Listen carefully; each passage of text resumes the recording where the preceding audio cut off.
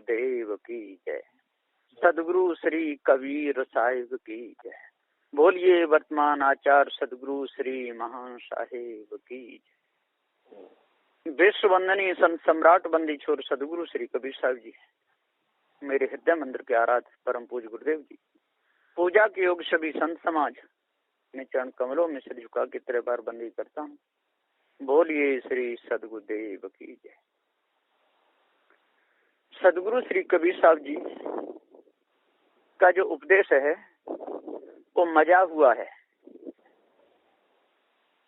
पवित्र है। उसमें बाहर का कचरा प्रवेश नहीं कर सकता। निर्मल है, निदाग, पवित्र है। कोई भी विकार सूर्य को धूमिल नहीं कर सकता। ऊपर से आवरण होता है, लोग समझ लेते हैं कि सूर्य ढक गया, लेकिन सूर्य ढकता नहीं। ठीक इसी प्रकार से ऊपर से ये कचरा हो जाता है विषय वासना का, भ्रम भूल कल्पना का, इसलिए जीव भटक जाता है। लेकिन जीव के स्वरूप में किसी प्रकार का कोई विकार नहीं। तो हे ज्ञानियों, विद्वानों, 4 वेद 6 7 18 पुराणों के ज्ञाता हो, जबकि तभी सन्यासी हो। सदगुरु श्री कबीर साहब ने जो उपदेश दिया है उसको बहुत धैर्यता से, गंभीरता से विचार करके अपने अंदर उतारो। पछा पछी के कारण सब जग रहा भुलान, निरपक्ष हो के हर भजे सोई संत सुजान। पक्ष को दूर करो। जब पक्ष आपके अंदर से दूर हो जाएगा और विकार सारे दूर हो जाएंगे, आप अपने आप को जान जाओगे। और अपने आप कितना ही नहीं, फिर आपके अंदर जो भी विकार उठेंगे, जो भी कल्पना उठेगी, जो भी विषय उठेगा, उसको भी आप जान लोगे कि ये मेरी सत्ता से उठ रहा है। विषय विकार उठता है, ये जीव की सत्ता से उठता है। जीव सत्ता ना दे तो नहीं उठेगा। चोरी की भावना जीव की सत्ता से, हिंसा की भावना जीव की हिंसा से, व्यभिचार की भावना जीव की सत्ता से, और जीव सत्ता न दे तो काहे उठेगी? नहीं उठेगी। तो चोरी, हिंसा, विचार, ईर्ष्या, क्रोध, मान, छल, ईर्ष्या जो किसी से होती है तो जीव की सत्ता से, क्रोध उठता है जीव की सत्ता से, मान होता है तो जीव की सत्ता से, ये सब होता है। ईर्ष्या, क्रोध, मान और छल। छल हम करते हैं तो स्वयं निज की सत्ता से, जीव की सत्ता से। गाली देते हैं तो जीव की सत्ता से। निंदा करते हैं तो जीव की सत्ता से स्वयं हम करते हैं। और झूठ बोलते हैं तो निज की सत्ता से। जिसने अपनी सत्ता को पहचान लिया, जिसने अपने आप को पहचान लिया, वो झूठ क्यों बोलेगा और काय के लिए बोलेगा? और झूठ से भलाई क्या होगा? कुछ नहीं। झूठ से तो अंतःकरण गंदा होता है, हृदय में कालमा छा जाती है, भ्रम में फंस करके पूरा जीवन खराब हो जाता है। हम पृथ्वी की उथल पुथल को किसी परमात्मा की उथल पुथल मान लेते हैं, वो कर रहा है। जल में उथल पुथल होती रहती है, जल में उछल जल तरंग तरंग उठती रहती हैं, पानी उछलता रहता है। यह अनादि तत्व है जल, पृथ्वी। इनकी उथल पुथल को हम किसी परमात्मा से जोड़ते हैं। अग्नि के वेग को, जंगल के जंगल जल के भस्म हो जाते हैं। कहीं नीचे गंधक की ज्यादा वजह से अग्नि अंदर से फूट जाती है, पानी गर्म हो जाता है, लावा निकलने लगता है। उसको हम परमात्मा की उथल पुथल समझते हैं कि कोई परमात्मा कर रहा है। वायु में वेग बढ़ जाता है, कहीं वायु शांत हो जाती है, कहीं बहुत वेग से चलती है, कहीं तूफान आ जाता है, पेड़ उखड़ के गिर जाते हैं। बड़ी उथल समुद्री तूफान आता है, उसमें बहुत उथल पुथल हो जाती है। लोगों का ये भ्रम है कि कोई इस ब्रह्म परमात्मा इसको कर रहा है, लेकिन नहीं, इस परमात्मा ऐसा क्यों करेगा? उसको करने से मिलेगा क्या? वो क्यों किसी का बुरा चाहेगा? क्यों किसी की मति को पहले बिगाड़ेगा, फिर सुधारेगा, फिर उसे दंड देगा? ऐसा क्यों करेगा? नहीं करेगा। दयालु तो सदा दया रखता है। संत गुरुजन कोई ऐसा कहेंगे कि पहले मांस खाना और फिर मांस खा करके फिर उसको छोड़ना? ऐसा कभी नहीं कहेंगे। संत गुरुजन तो कहते हैं मांस खाना ही नहीं, शराब पीना ही नहीं, और पीने की क्यों उसको प्रेरणा देंगे? चाहे ज्ञानी हो चाहे अज्ञानी हो, संत गुरुजन तो यही कहेंगे कि इनका सुधार हो जाए तो ठीक है, इनका बिगाड़ ना हो। पहले उसको ज्ञान बिगाड़ का दे देना, फिर उससे तपस्या करवाना, और फिर वो ना माने तो उसे दंड देना। ये परमात्मा का काम नहीं है। परमात्मा ऐसा क्यों करेगा? ईश्वर ऐसा क्यों करेगा? कितने कत्ल खाने चल रहे हैं, कितने कत्लेआम हो रहे हैं, कितनी गाय बेचारी काटी जा रही हैं, कितने बैल काटे जा रहे हैं, कितने बकरे मेढ़े एक एक दिन में कितने कट जाते, हजारों कट जाते होंगे, करोड़ों करोड़ों की जान चली जाती है। मछलियां कितनी मारी जा रही हैं, ट्रक के ट्रक भर करके लोग बेचने के लिए जाते हैं, मंडियां लगती हैं, ढेर लग जाते हैं। एक बार रेलगाड़ी निकल रही थी, मछलियों की मंडी थी, इतनी बदबू भर गई कि शीशा बंद करने पर भी और वो बदबू अंदर आ गई। बड़ी परेशानी हुई। लोग कितना हत्याकांड कर रहे हैं। कहते हैं ये सब परमात्मा करा रहा है, शर्म नहीं आती? यदि कोई परमात्मा होता तो आज आप लोगों की खाल खींची जाती। दोष लगाते हो, परमात्मा ऐसा नहीं कर सकता है। क्यों करेगा? कोई भी माता पिता ये चाहेंगे कि हमारे बच्चों का बिगाड़ हो जाए, ये चोरी करें, हिंसा करें, विचार करें, फिर उनको दंड मिले? नहीं चाह सकते। इसी प्रकार से देश को चलाने वाला राष्ट्रपति है, वो ये चाहेगा कि लोग बुरे कर्म करें और फिर मैं उसको फांसी की सजा बोलूं? ऐसा कभी नहीं। प्रधानमंत्री कभी चाहेगा कि मेरे इस संसार में, मेरे राज्य में बुरा कर्म हो, भारत में बुरा कर्म हो और फिर मैं दंड दूं, जेल में भरूं? नहीं। राष्ट्रपति कभी किसी का बुरा नहीं चाहता है, प्रधानमंत्री कभी किसी का बुरा नहीं चाहता है, मुख्यमंत्री कभी किसी का बुरा नहीं चाहता है। जो छोटे छोटे हैं गांव के, जो मुखिया, वो तक बुरा नहीं चाहते हैं।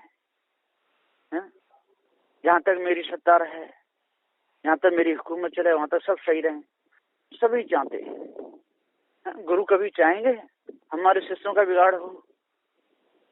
कभी नहीं चाह सकते।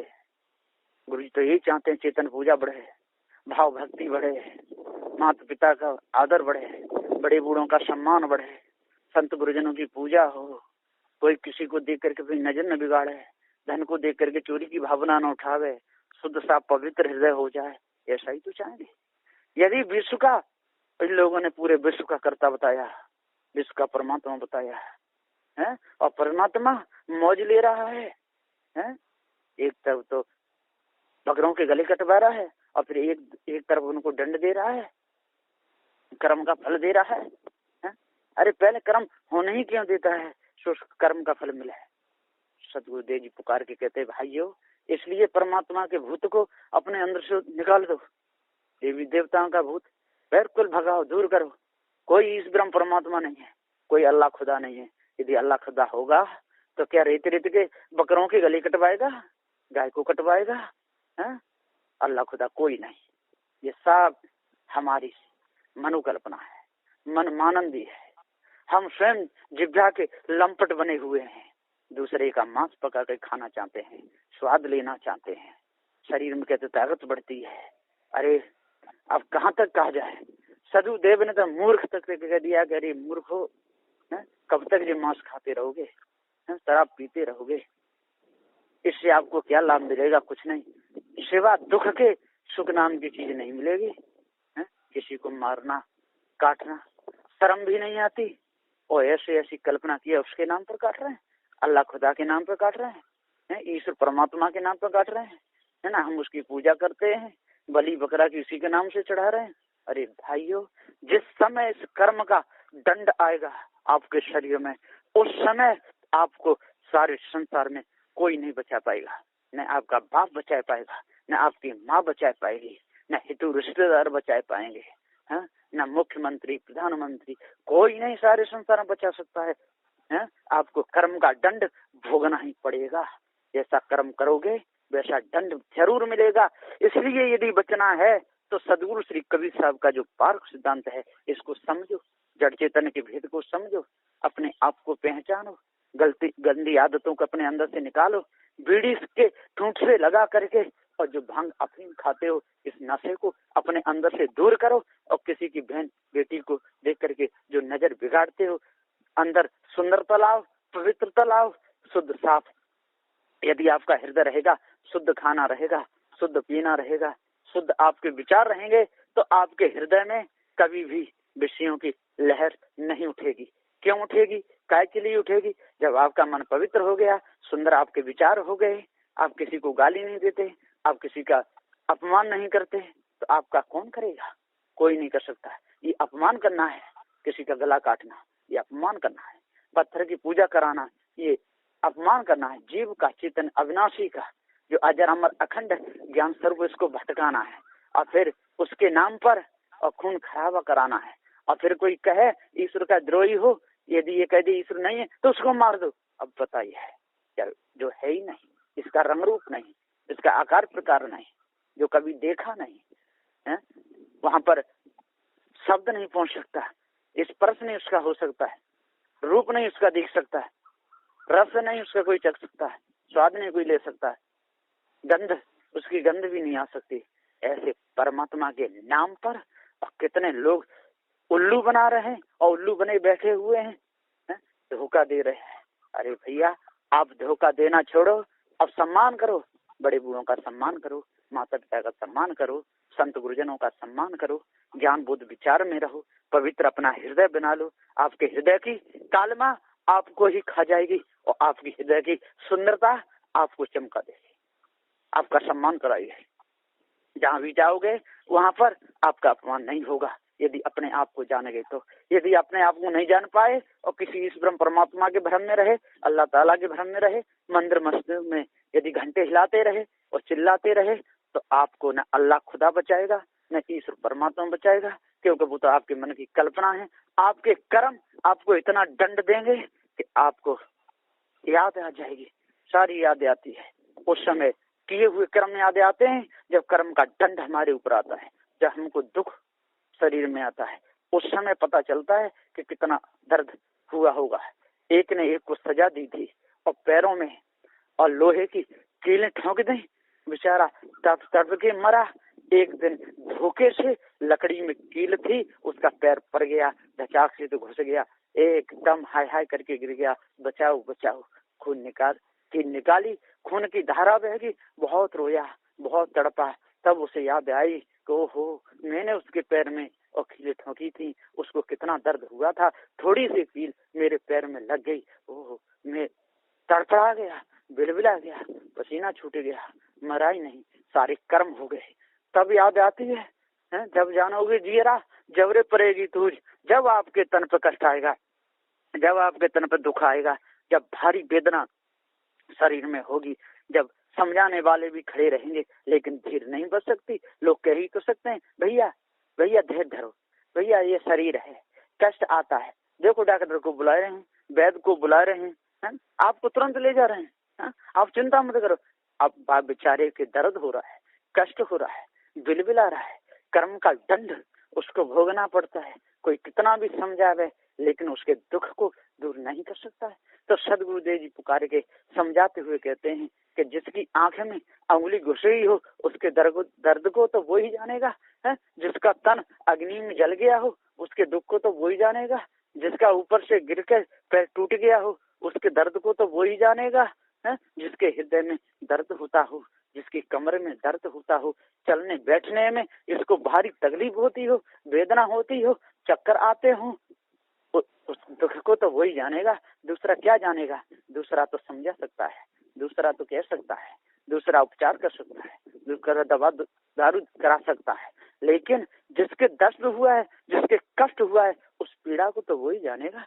तो सदगुरुदेव जी पुकार के समझाते हुए कहते हैं कि हे भाइयों, अब चेतन पूजा को जानो, भ्रम भूल कल्पना को मिटाओ, विषय वासना को मिटाओ, मारने काटने की भावना मिटाओ, मिलकर के रहो। हिंदू मुस्लिम सिख ईसाई यदि सब मिलकर के रहेंगे, मन को पवित्र कर लेंगे, मन की जो गंदगी है इसको दूर करेंगे, सदु श्री कबीर साहब के पार ज्ञान का आदर करेंगे, सम्मान करेंगे, सदग्रंथ बीजक को गुरुमुख से पढ़ करके अष्ट महासदों को धारण करके 10 दोषों को यदि दूर कर देंगे तो मन की कालमा बिल्कुल मिट जाएगी, पवित्र हो जाएगी, कुछ नहीं ठहरेगा, हृदय में विकार ठहर ही नहीं सकता। किस प्रकार, जैसे कमल का पत्ता और जल पर रहता है लेकिन जल की बूंद उस पर नहीं ठहरती, इसी प्रकार से संसार में हम रहेंगे। पार ज्ञान हो गया तो विषय वासना, भ्रम भूल कल्पना, मोहमता आसक्ति, छल छिद्र कपट, राग द्वेष, मारना काटना, 4 वेद 6 7 18 पुराणों की बीमारी, तौरे जमगुरु की बीमारी, हिंदू मुसलमानों का जो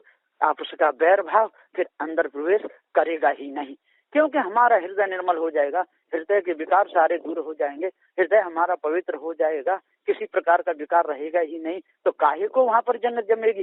जंग कहाँ लगती है, यहाँ सफाई नहीं होती, बूंद टप टप टपकती रहती है और नीचे पत्थर पे और जंग लग जाती है, उसको काई कहते हैं। उसमें पैर पड़ गया तो फटाक सीधे पैर रपट जाता है, पैर टूट भी जाता है। और यदि वहाँ सफाई होती रहे और पानी टपकना हम बंद कर दें तो वहां पर काई नहीं लगेगी।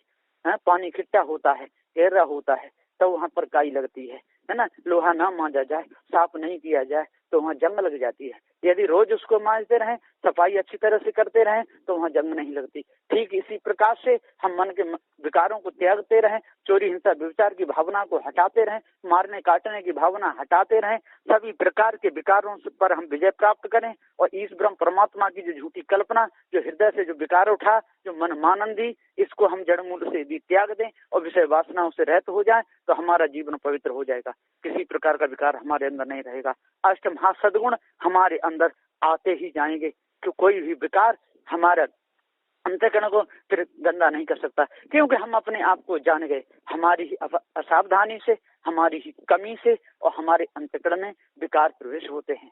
और यदि हम अपने आप को जान जाए और पता चल जाए कि मैं किसी का अंश नहीं, मेरे ऊपर कोई देवी देव नहीं, मुझे कोई चलाने वाला नहीं, मैं स्वतः अजर अमर अखंड अविनाशी हूँ, मेरी ही कमी से मेरे अंदर विकार आते हैं, ऐसा भाव आते ही सभी प्रकार के विकार हमारे अंदर से दूर हो जाएंगे। फिर हमारे द्वारा किसी का अपमान नहीं होता, जिसका होगा सम्मान ही होगा, जिसका होगा आदर ही होगा। हमारे हृदय में सद्भावना बनी रहेगी, हमारे अंदर में दया बनी रहेगी, हम पूर्ण दयालु हो जाएंगे। तो ऐसे विचारों को धारण करके, मनोवृत्ति को सुधार करके, संत गुरुजनों की सेवा करके, घर में रहो तो माता पिता की सेवा करके, उनकी आज्ञा मान करके अपने अंतःकरण को पवित्र करना चाहिए। बस इन्हीं विचारों के साथ मैं अपनी वाणी को विराम देता हूँ। बोलिए श्री सद्गुरुदेव की जय।